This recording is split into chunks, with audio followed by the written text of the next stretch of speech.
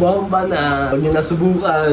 Masakit. Mga kwento ng tattoo sa kanto. Guys, ito, may humabol pa, pang-apat na to, dito kay Pare Lalo. Ilan na yung tattoo mo sa katawan? Hindi na mabilang. Minimalist at isang malaki din. Sinong artist yan, ng mga tattoo mo? Sila Lalo at ito mga bumili. Ito artist din pala to. Magpinsan at magkapatid, tattoo artist.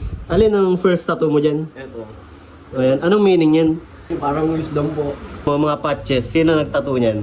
Ayun, yung pa rin. Mukhang bago pa to ah. Kailan lang yung tinato? Mga trainees. Sinong artist nito? Si Lalo. Nakatatlong session dyan eh. Ang sakit eh. 420 pala. Bakit 420? Anong meaning yan para sa'yo? Bomba na. Ay, maliban dyan, may tattoo ka pa sa likod. Wala na po. Ito lang po. Anong meaning yan? Sino artist niyan?